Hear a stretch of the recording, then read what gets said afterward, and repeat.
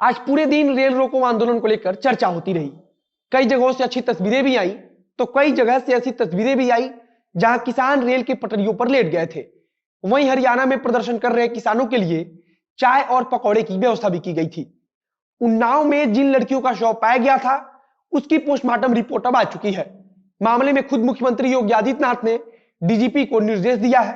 Postmortem report में क्या कुछ कहा जा रहा है, उस पर आगे चर्चा करेंगे। इसके बाद बात करेंगे अमेजन को लेकर जो बवाल मचा है उसके बारे में।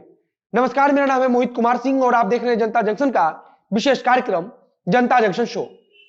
सरकार और किसानों के बीच बात अब तक बनती नजर नहीं आ रही है। आज किसानों ने रेल रोको आंदोलन किया है। किसान आज पूरे दिन कई जिलों में ट्रेन की पटरियों पर लेटे रहे। ट्रेन को पहले से ही एहतियातन रोक दिया गया। हरियाणा और पंजाब में आंदोलन का सबसे ज्यादा असर रहा। इसके अलावा देश के कई राज्यों में पुलिस को अलर्ट पर भी रखा गया था। खासकर पंजाब और हरियाणा के अलावा यूपी और पश्चिम बंगाल में सुरक्षा के कड़े बंदोबस्त किए गए थे। 26 जनवरी को जिस प्रकार से आंदोलन में हिंसा हुई थी, उससे सबक लेते हुए किसान यूनियन ने पहले ही आंदोलन को शांतिपूर्ण रखने का अपील किया था और इसको लेकर सरकार ने भी एहतियातन पहले से ही भारी संख्या में पुलिस कर्मियों को तैनात कर दिया था। रेलवे की तरफ से बताया गया कि रेल रोको प्रदर्शन के दौरान पूरे देश में किसी प्रकार की कोई अप्रिय घटना नहीं हुई है। लगभग देश के सभी जोनों में ट्रेनों की आवाजाही रोज की तरह ही सामान्य रही है। रेलवे की तरफ से यह भी कहा गया कि किसान संगठनों के द्वारा बुलाए गए रेल रोको प्रदर्शन का असर रेलवे की सेवाओं पर बिल्कुल ना मात्रा के बराबर रहा। किसान नेता राकेश टिकैत ने कहा कि फसलों की कीमत सरकार नहीं दे रही है। वहीं इसके उलट डीजल की कीमतों में बेतहाशा वृद्धि हो रही है। बंगाल में विधानसभा के चुनाव होने हैं, तो राकेश टिकैत बार बार सरकार को बंगाल चुनाव की धमकी दे रहे हैं। उन्होंने आज भी कहा कि बंगाल के किसानों को भी न्यूनतम समर्थन मूल्य नहीं मिल रहा है। अगर केंद्र सरकार आंदोलन को और बिगाड़ती रही तो हम अपने ट्रैक्टर लेकर बंगाल भी जाएंगे। हरियाणा में आंदोलन कर रहे किसानों व सुरक्षा में लगे सुरक्षा कर्मियों दोनों के लिए चाय और पकौड़ी की व्यवस्था भी की गई थी। खैर, पिछले कई महीनों से चल रहे किसान आंदोलन कब खत्म होगा इसके बारे में किसी को नहीं पता। वहीं दूसरी तरफ पेट्रोल के दाम बढ़ रहे हैं तो प्रधानमंत्री ग्रीन एनर्जी का नारा दे रहे हैं। इसके बाद वो बंगाल चुनाव में व्यस्त हो जाएंगे। खैर, उम्मीद है कि किसानों के लिए जल्द ही प्रधानमंत्री समय निकालेंगे। अब आते हैं अपनी दूसरी खबर पर। उन्नाव में जिन 3 लड़कियों को मृत अवस्था में पाया गया था, आज उनकी पोस्टमार्टम रिपोर्ट भी आ गई है। पोस्टमार्टम रिपोर्ट में दावा है कि लड़कियों की मौत जहरीले पदार्थ से हुई है।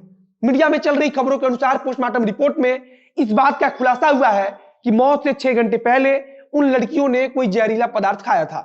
डॉक्टरों ने आशंका जताई है कि उनके खाने में जहर था। दोनों के पेट से 100 से 80 ग्राम खाना भी मिला है। अब जो जहरीला पदार्थ उनके शरीर से मिला है, उसके सैंपल को जांच के लिए भेजा जाएगा। लैब में जब जांच की जाएगी तब वास्तव में पता चल पाएगा कि यह जहरीला पदार्थ क्या है। वहीं उत्तर प्रदेश के मुख्यमंत्री योगी आदित्यनाथ ने घटना का संज्ञान लेते हुए खुद डीजीपी से पूरी रिपोर्ट को मांगा है। इसके साथ ही उन्होंने कहा है कि जो एक लड़की अभी अस्पताल में भर्ती है, उसे सरकारी खर्चे पर बेहतर इलाज सुनिश्चित कराया जाए। पूरा मामला यह है कि बुधवार को उत्तर प्रदेश के उन्नाव में 3 लड़कियां मृत अवस्था में मिली थी। बुधवार को करीब 3 बजे यह तीनों लड़कियां पशुओं के लिए चारा लेने गई थी। देर शाम तक जब वह घर नहीं लौटी तो परिजनों को चिंता होने लगी। परिजन जब उन्हें खोजते हुए पहुंचे तो तीनों लड़कियां कपड़े से बंधी मृत अवस्था में पाई गई थी। अस्पताल ले जाने पर डॉक्टरों ने 3 में से 2 लड़कियों को मृत घोषित कर दिया था। अब आगे लैब की रिपोर्ट जब आएगी तब मामला में अहम खुलासा होने की उम्मीद है। अब आते हैं अपने अंतिम और आखिरी खबर पर। भारत के खुदरा विक्रेताओं के एक समूह द्वारा लगातार Amazon.com पर प्रतिबंध लगाने की मांग की जा रही है। आपने भी इस बारे में सुन लिया होगा, लेकिन इसका असल कारण क्या है वह भी जान लीजिए। दरअसल राइटर्स ने अमेजन के कुछ बेहद महत्वपूर्ण दस्तावेज को लेकर एक खुलासा किया है। उसने अपनी रिपोर्ट में कुछ ऐसे दस्तावेज को रखा है जिसमें इस बात का जिक्र है कि अमेजन ने भारतीय नियमों को धोखे में रखा और अपनी तरफ से गोपनीय रणनीति बनाई जिसके बारे में किसी को पता ही नहीं चला। जिन दस्तावेजों को इस रिपोर्ट में जिक्र किया गया है वह सब 2012 से 2019 के बीच के हैं।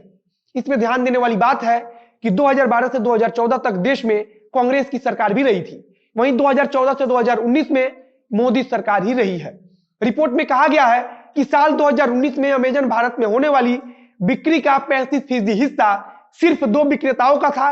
उन 2 कंपनियों में अमेजन की सीधी हिस्सेदारी है। सबसे हैरान करने वाला है कि अमेजन की 4 लाख विक्रेताओं में से सिर्फ 35 विक्रेताओं की इसकी कुल ऑनलाइन बिक्री का करीब 2/3 हिस्सेदारी है।